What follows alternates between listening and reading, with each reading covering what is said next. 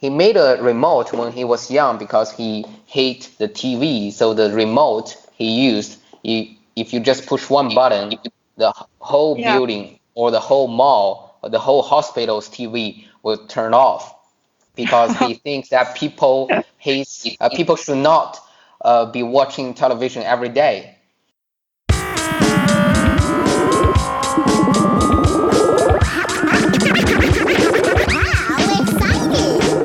Hello everyone and welcome to the Edtech Podcast. In this week's episode, we travel nearly 5,000 miles from the UK to China to talk about increasing interest in competency-based education. Whilst traditional education has focused heavily on the National College Entrance Examination, commonly known as Gaokao, our guests talk about alternative approaches to broadening learning in China. First up, you'll hear Edtech Podcast listener Sonnie Tan interviewing the founder of KitCat, Michael Huang.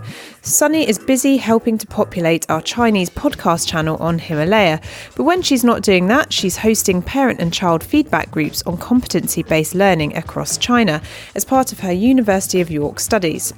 But in this episode, you'll hear her interview Michael Huang.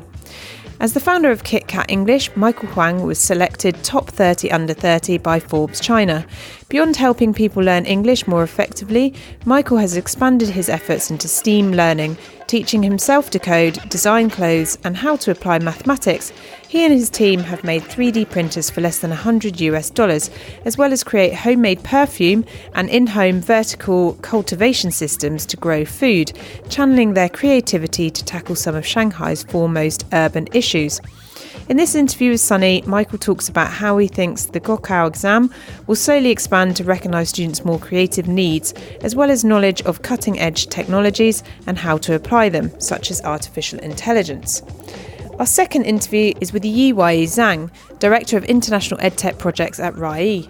Rayee is a knowledge provider on education within China, with a focus on well-rounded education as opposed to the exam-orientated K-12 after-school tutoring market that you may have heard a lot about. They bring together over 1 million educators, startups, investors, innovators and thought leaders in China across events, training, reports and a unique business model we will hear more on.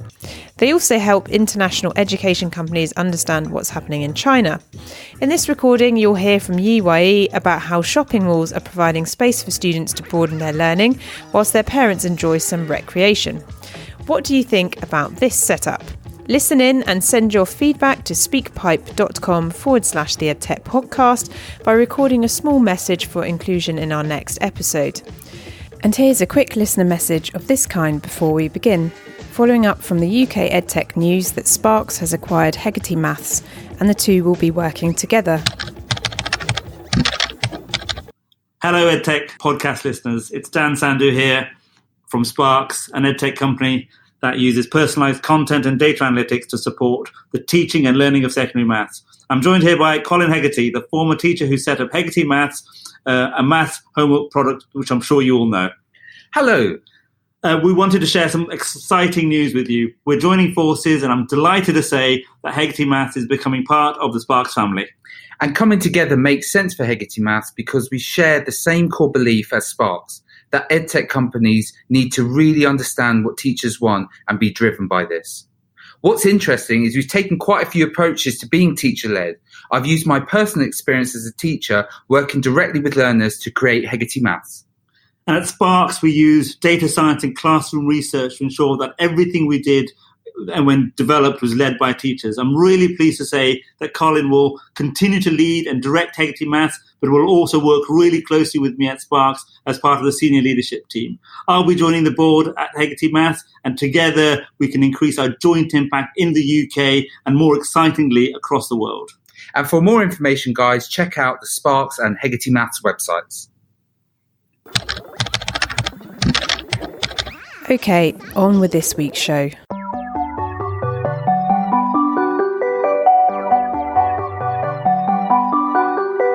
Hi everyone, this is Sonnie speaking in China.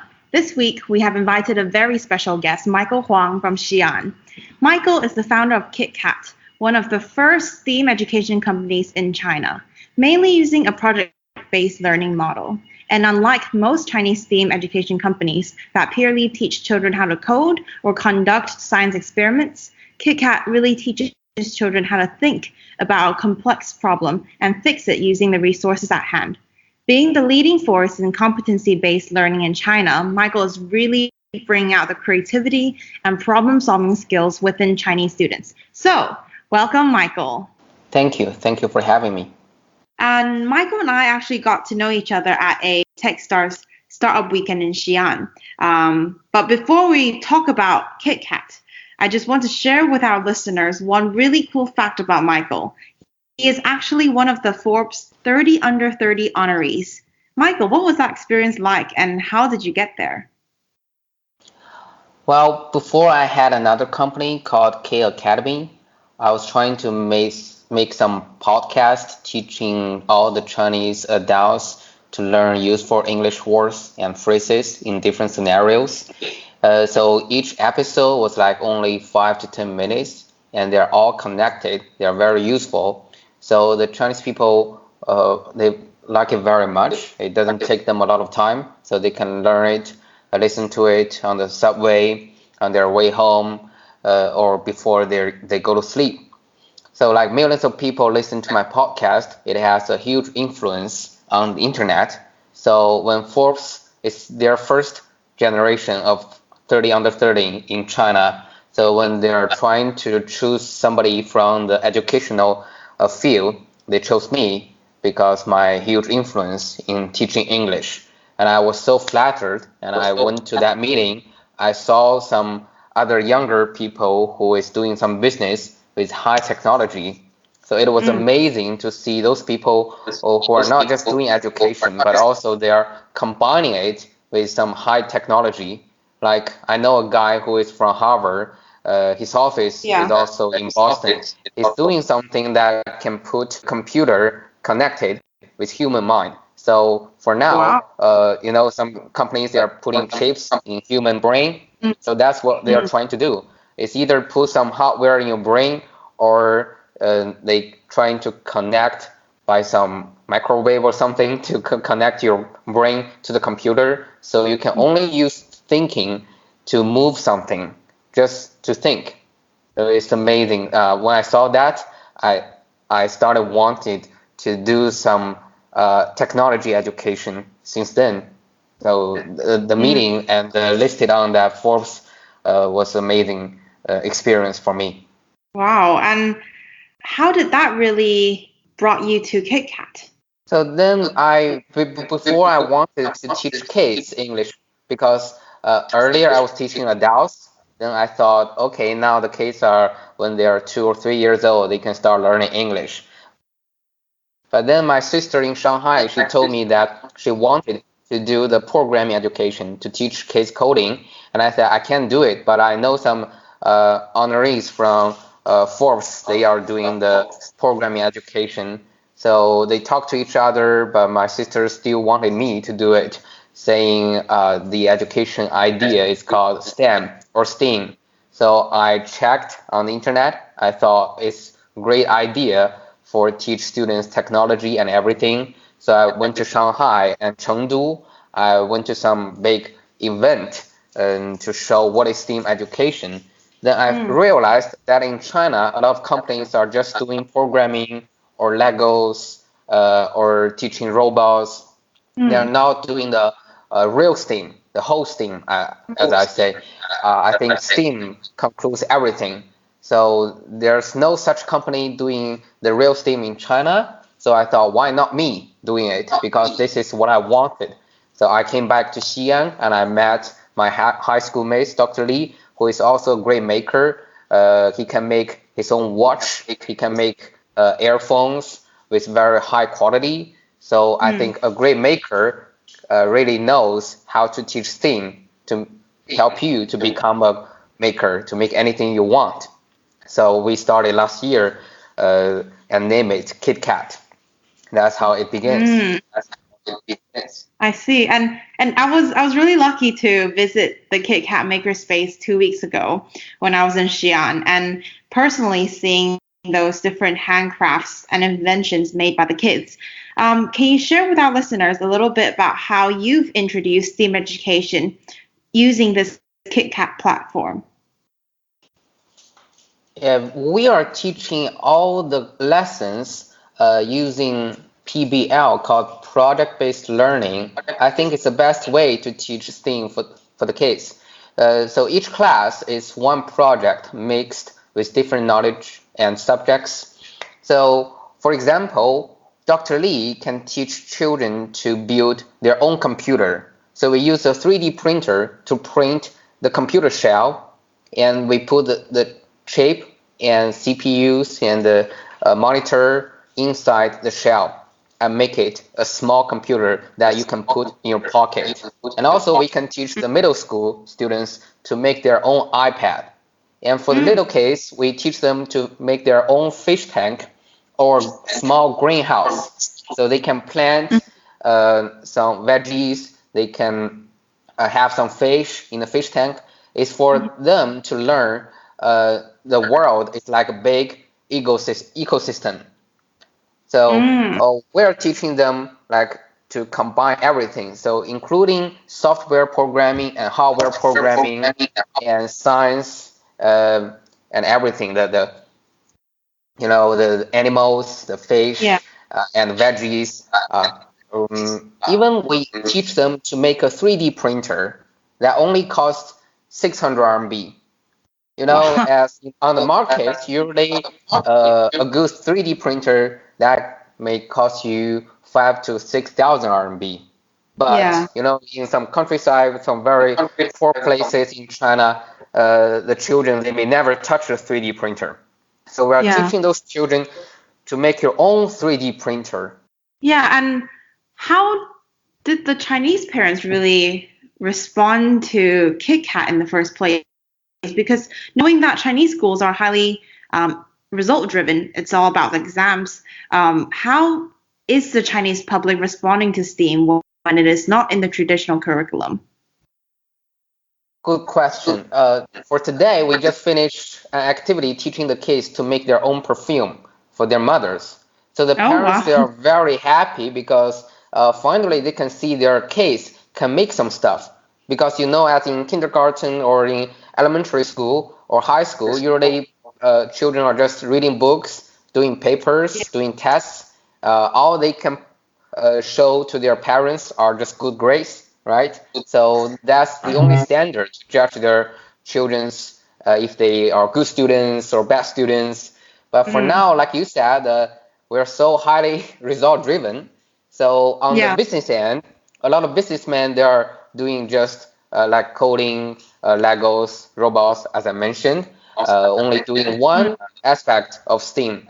That's not enough, and that's bad market. That's bad for this business because it will lead the parents to think that this is STEAM, but that is not. And second is the government and schools. We're trying to make their own material and standard for teaching STEAM, but like different cities and different education department and different schools, they are all making their own standard and content, even writing their own books. So it's totally different. For now, there's no exact one good standard for the whole country to say, oh, this is how you teach STEAM. No one's doing that because it's so big. It's something new. Everyone's trying to develop the very good standard.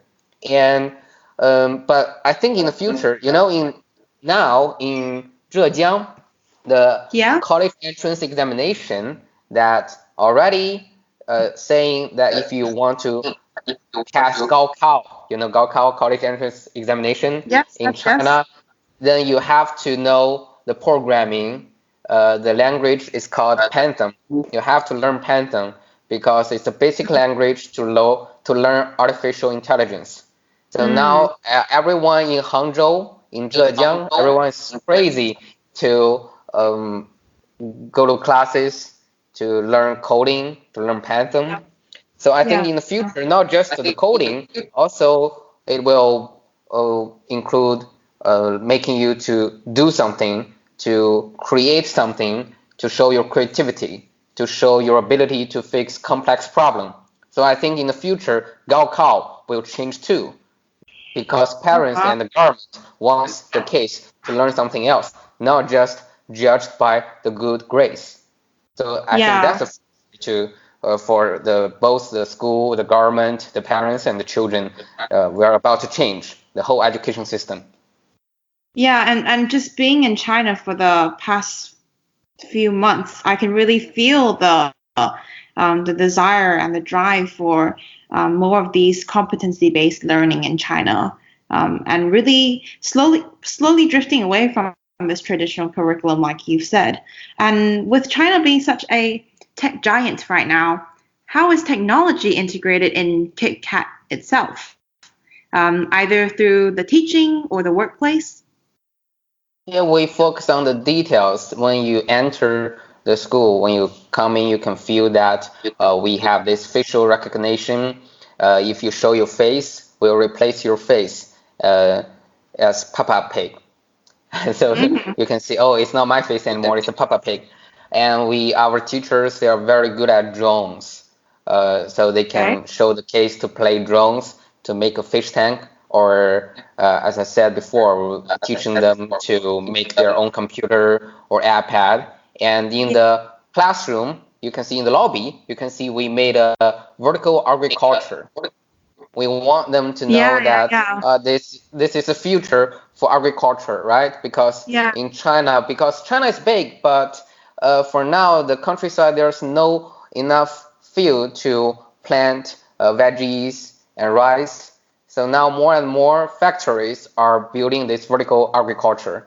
So we're teaching kids a small version of that, saying, oh, this is the future for agriculture.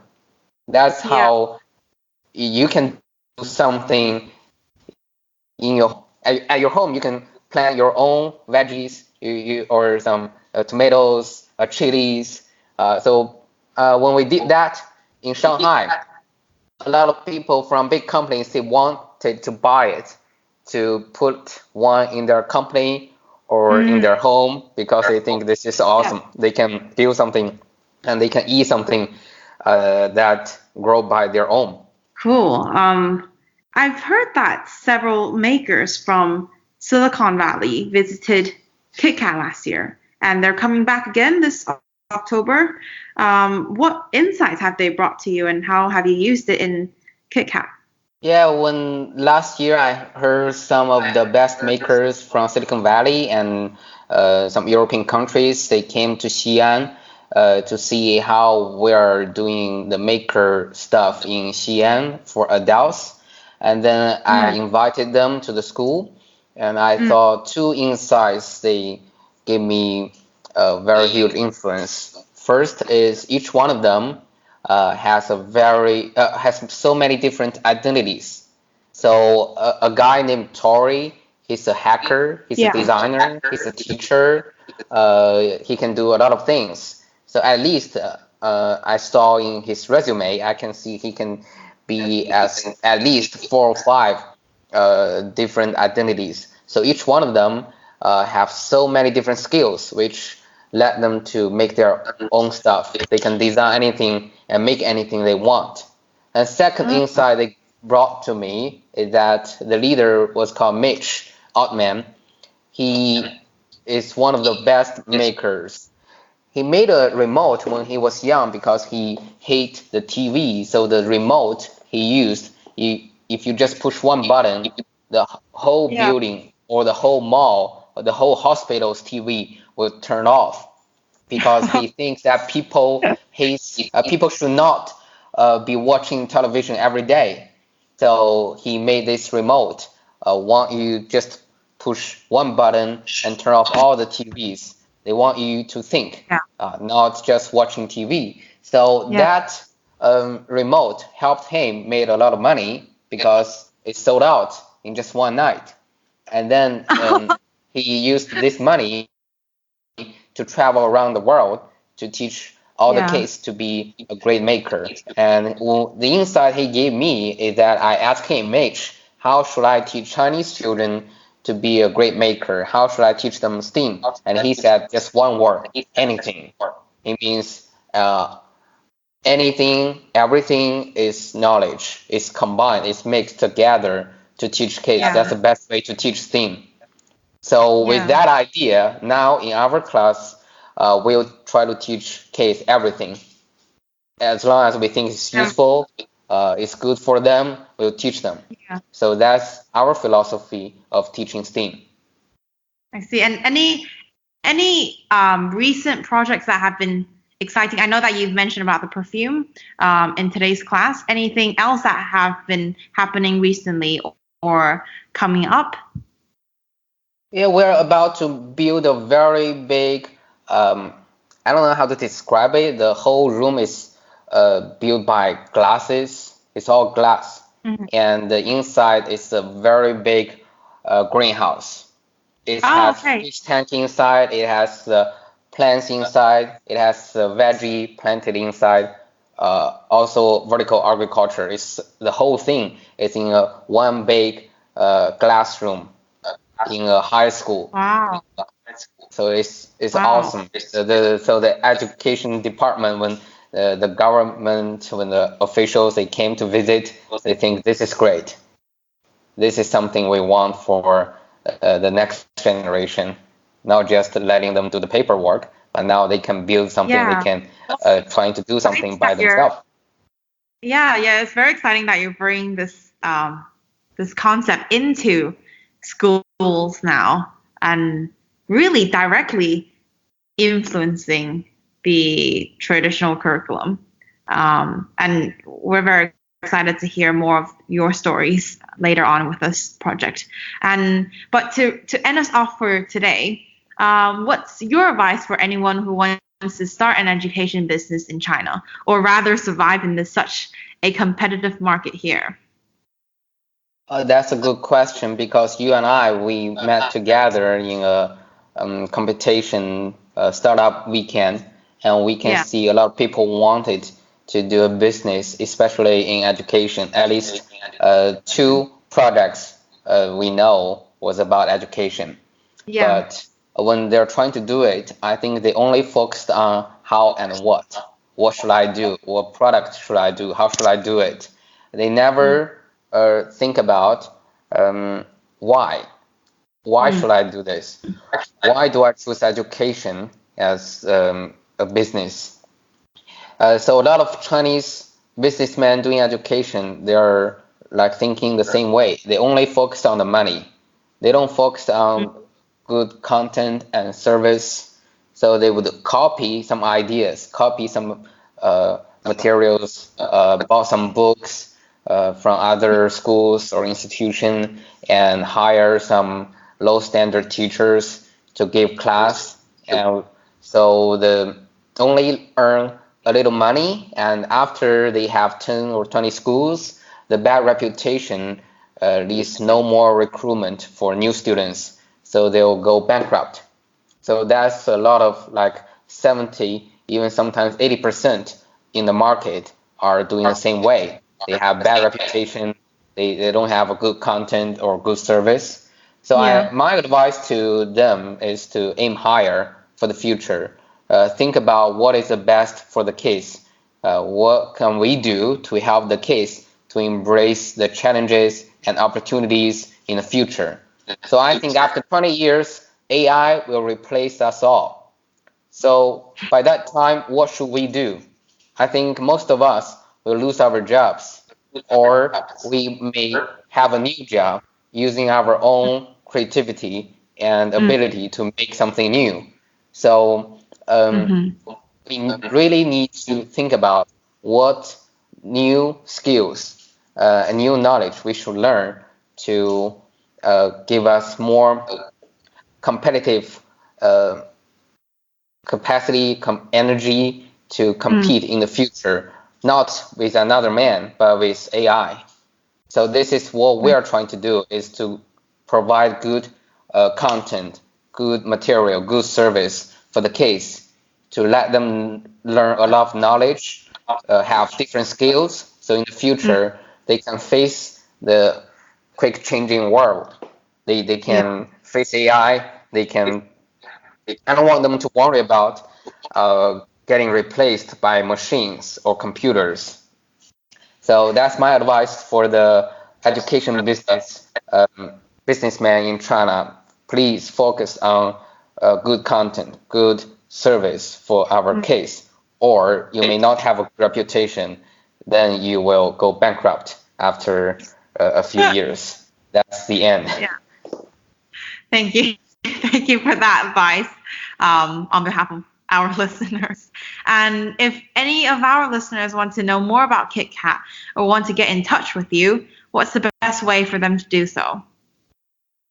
If you can get on Baidu, please just search my Chinese name, Huang Cheng, or on iOS, the podcast, you can search 小咖英语, which is my last program for teaching English. That was my podcast. So you can always find my contact information on Baidu or on podcast. Hi, brilliant. Yeah, it's 8:55 here in the UK. I've just finished my son's last nursery run before he finishes school, so that's all quite exciting. And yeah, the sunshine has turned to rain here in the southwest, but I'm really excited this morning because I'm here with Yiwei Zhang, Director of International EdTech at Rayee. Thank you, Sophie. So what time is it where you are? It's almost 4 in the afternoon. So that's not too bad. As I understand, so you've recently started your job at Rayee, and we had a chat previously about what that means for competency-based education. For our listeners, could you kind of summarize what your role is and what you're currently focused on? Right. So what we do is we focus on the competency-based education industry, and we provide insights and industry services for anyone who are participants in this industry. So basically, the founders and the CEOs and executive level staff in the competency-based education companies, and also investors who are interested in this company. And like from the data that's shown in the last previous years, the capital have very strong focus on this industry. And what the company do is we provide 3 main sectors. So the first one is media and event.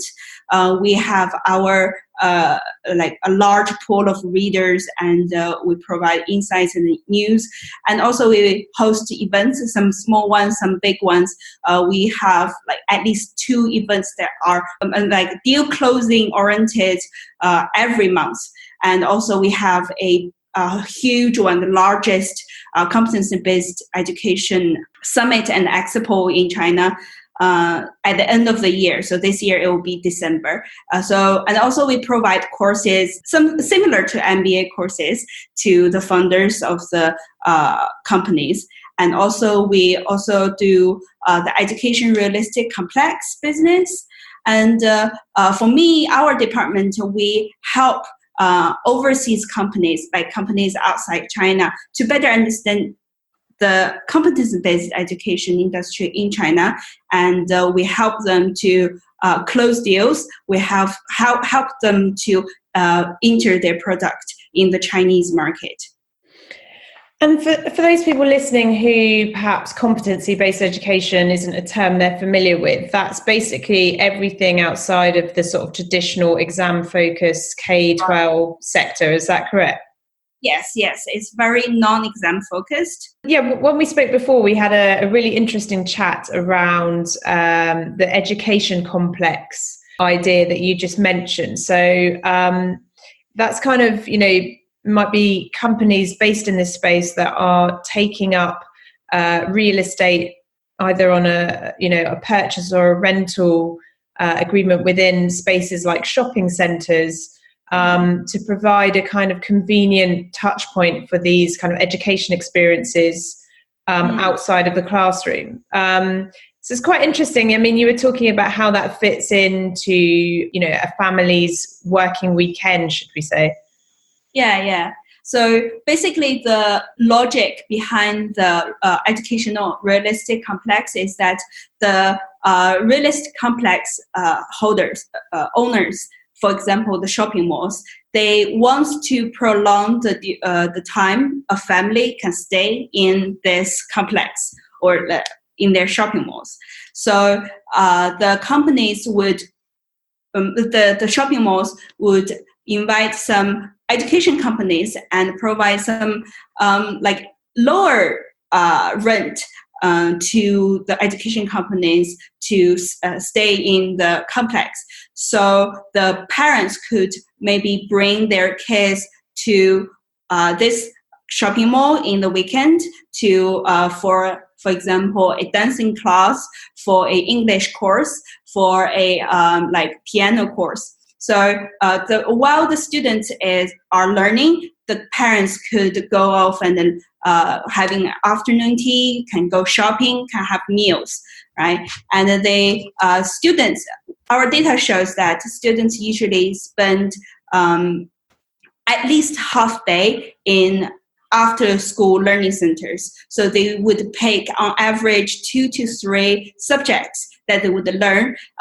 If the students are between 3-year-old to like 15-year-old, when the exam pressure is not that great, is not that huge, the kid would usually pick like at least two non-exam subjects. So for example, STEAM, like coding or robotics, arts education, for example, drawing, dancing, musical instrument, or sports education, or like even some early childhood education and some English courses. And these subjects are what we include in the concept of competence-based education in China. That's very interesting. Yeah, I'm trying to think about some of our own shopping malls and whether they could do with some extra learning experiences within them. But yeah, we'll have to see if that model gets exported here. Yeah, it's quite different in China, to be honest. I lived in the UK before. I haven't seen this model. I think because China is quite huge. There are so many students here. And if the government have enough resources to provide these subjects in school, then it will be similar to UK and US. But in China, the resources, education resources are very limited. So the government is actually supporting the after-school learning system for these non-exam focused subjects outside the campus, so outside school. So students probably will explore their interests in drawing or sports outside school instead of in school. And parents feel this pressure, to be honest, because especially in tier 1, tier 2 cities, it's time consuming for the parents to drop the kids to one place and then pick him up and drop him to another place and pick him up. That's a whole day wasted for the parent. So it's very convenient for the parents to just put the kid into one place, and the kid can spend hours and hours finding their interests and exploring and like learning new stuff. And then the parents can be happy, and then at the end of the day, they pick the kids up and go home. And just looking at the broader picture, so you know, the economy in China seems to be slowing somewhat.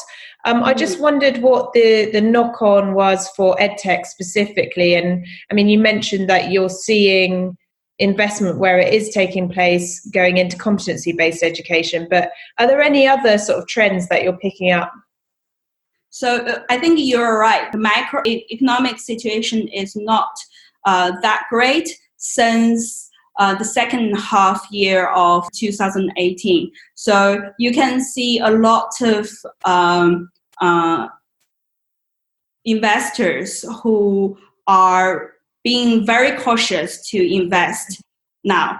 So there are a huge drop compared to the first half year of 2018. If we look at the second half year of 2018, there's a huge drop in the number of companies who are invested, also the total volume. But in the first half year of 2019, the situation, I would say, is recovering a little bit better, because if we look at the competency-based education industry alone, last year, 2018, it takes almost half of the total number of education companies who get funded. But this year, for the first half, it's more than half of all companies who are funded. And the first half year of 2019 is better than the second half year of 2018, but still lower than the first half year of 18. That's all for this week's episode. Thanks so much for listening in, and I do hope you enjoyed and found some gems of inspiration to take away with you. Don't forget that for events you might be interested in around the world, you can go to theedtechpodcast.com/events. This week's featured event is the Higher Ed Summit Horizons, which takes place on the 10th of October in Paris, France. And for listeners, there's a special code, EdTech50, which gets you 50% off the ticket. All details are available on our website. That's all for now. Thank you for subscribing and listening, and goodbye.